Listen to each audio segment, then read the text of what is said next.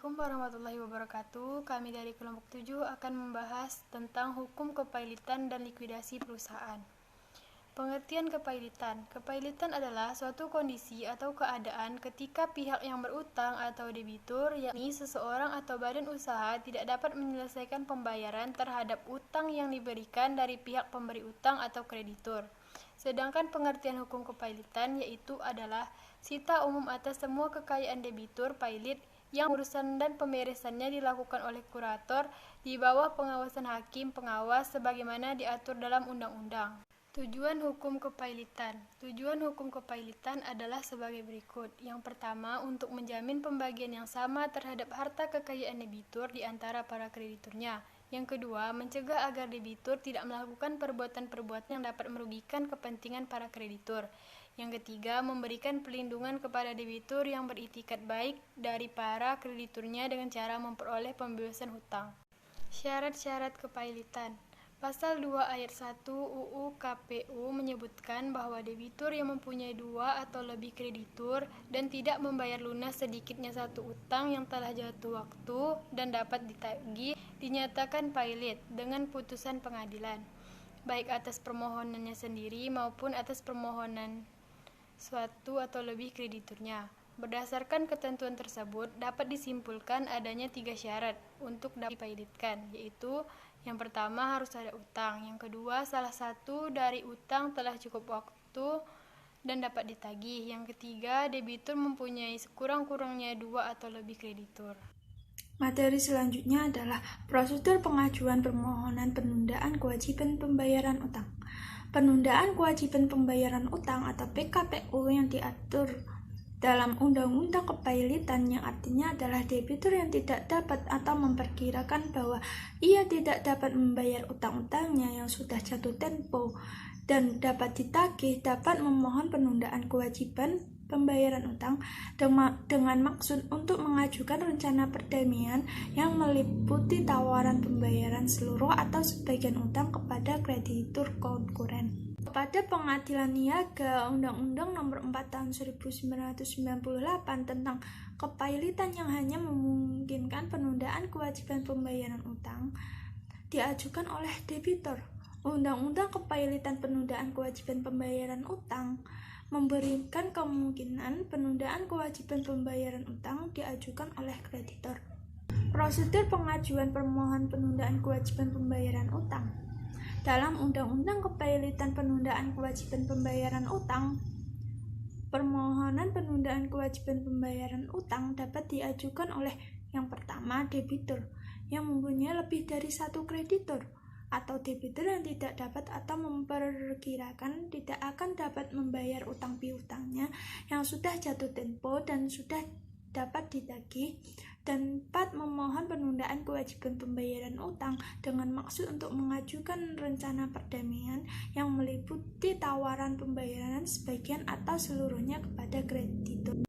Yang kedua adalah kreditur, baik kreditur konkuren atau kreditur preferen. Kreditur yang memperkirakan bahwa debitur tidak dapat melanjutkan membayar utangnya yang sudah jatuh tempo dan dapat ditagih, dapat memohon agar kepada debitur diberi penundaan kewajiban pembayaran utang untuk memungkinkan debitur mengajukan rencana perdamaian yang meliputi tawaran pembayaran sebagian atau seluruhnya utang kepada krediturnya.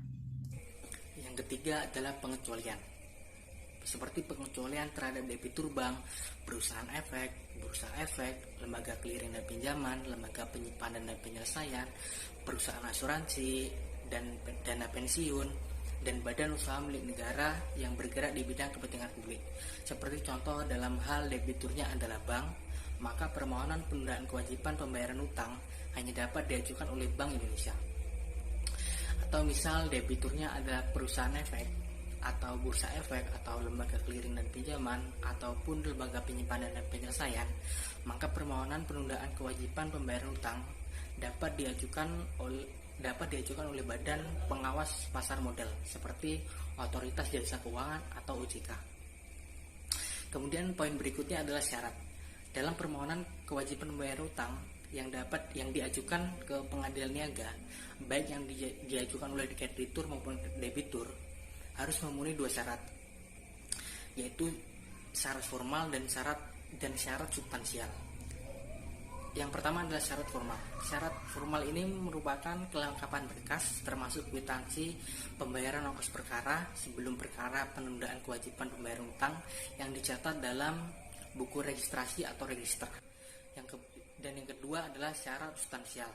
Syarat substansial ini merupakan syarat yang wajib dipenuhi dan dapat dibuktikan oleh pemohon penundaan kewajiban pembayaran utang di persidangan. Dalam hal permohonan penundaan kewajiban pembayaran utang adalah debitur, maka berdasarkan pasal 222 ayat 2 Undang-Undang Kepailitan dan Penundaan Kewajiban Pembayaran Utang, ada 4 syarat yang wajib dipenuhi atau harus terbukti agar permohonan dapat dikabulkan. Yang pertama adalah adanya utang, yang kedua utang telah jatuh tempo dan dapat ditagih, dan yang ketiga ada 2 atau lebih kreditur, dan yang keempat debitur tidak dapat atau memperkirakan tidak akan dapat melanjutkan pembayaran utang-utangnya. Syarat substansial ini bersifat kumulatif, yang berarti seluruh syarat substansial ini harus dapat dibuktikan pemohon penundaan kewajiban pembayaran utang. Jika salah satu syarat tidak dapat dibuktikan, maka permohonan penundaan kewajiban pembayaran utang akan ditolak. Jenis-jenis kreditur. Kreditur yang pertama yaitu kreditur separatis, yaitu adalah hak dengan atas gunaan penjamin debitur, misalnya pegadaian, hipotek, dan jaminan fidusia. Jenis kreditur satu ini adalah yang didahulukan nomor 2 di mata hukum karena nominal piutangnya lebih besar. 2 adalah kreditur konkuren, yaitu kreditur yang diprioritaskan di atas kreditur separatis dan kreditur preferen karena diberi hak istimewa oleh hukum. Contoh dari kreditur konkuren yaitu misalnya pembayaran pajak yang sudah ditetapkan oleh hukum dan akan menimbulkan sanksi jika tidak segera dibayarkan. Yang ketiga yaitu jenis kreditur preferen. Kreditur preferen yaitu yang diprioritaskan terakhir setelah kreditur separatis dan kreditur konkuren. Contoh kreditur preferen yaitu pemberi piutang dagang, bank pemberi pinjaman, dan sebagainya. Pengertian likuidasi. Likuidasi adalah tindakan penyelesaian seluruh aset dan kewajiban sebagai akibat pembubaran suatu perusahaan oleh para likuidator pada kementerian negara atau lembaga mengacu pada Peraturan Menteri Keuangan Republik Indonesia Nomor 272 PMK Nomor 5 Tahun 2014 tentang pelaksanaan likuidasi entitas akuntansi dan entitas pelaporan pada kementerian negara atau lembaga. Tujuan likuidasi: melakukan penyelesaian atas harta suatu perusahaan atau badan hukum yang dibubarkan.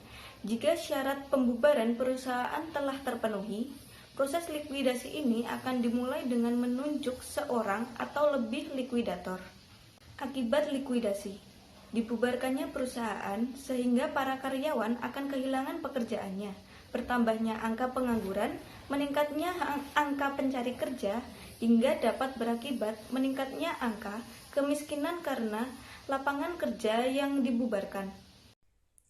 Yang terakhir, saya akan menjelaskan tentang tahap-tahap likuidasi perusahaan. Prosedur likuidasi perusahaan yang diatur dalam pasal 147 sampai 152 Undang-Undang Perseroan Terbatas sebagai berikut. Yang pertama, pemberitahuan pembubaran perusahaan dalam jangka waktu paling lambat 30 hari terhitung sejak tanggal pembubaran perusahaan. Likuidator wajib memberikan kepada semua kreditor mengenai pembubaran perusahaan. Pengumuman pembubaran perusahaan dilakukan dengan cara diumumkan dalam surat kabar dan berita Republik Indonesia. Likuidator juga wajib memberitahukan pembubaran perusahaan kepada menteri. Pemberitahuan pembubaran perusahaan kepada menteri harus dilengkapi dengan bukti pasal 147 ayat 4 Undang-Undang Perseroan Terbatas. Yang pertama, dasar hukum pembubaran perusahaan. Yang kedua, pemberitahuan kepada kreditor dalam surat kabar. Jika likuidator belum memberitahukan kepada kreditor dan menteri, maka pemberitahuan perusahaan tidak berlaku bagi pihak ketiga. Yang kedua, pembagian kekayaan.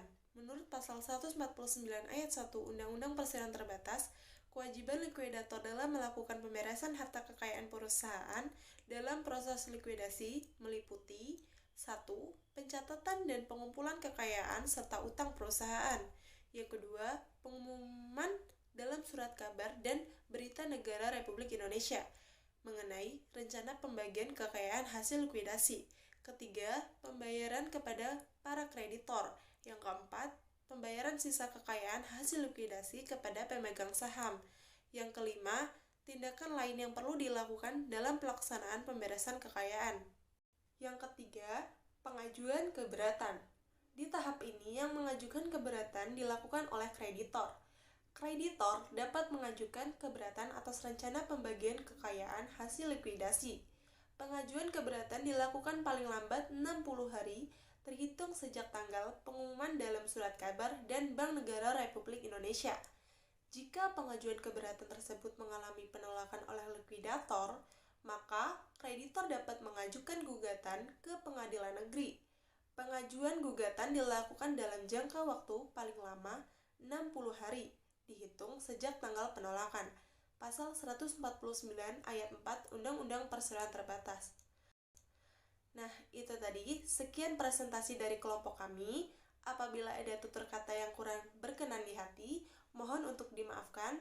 Kami akhiri. Wassalamualaikum warahmatullahi wabarakatuh.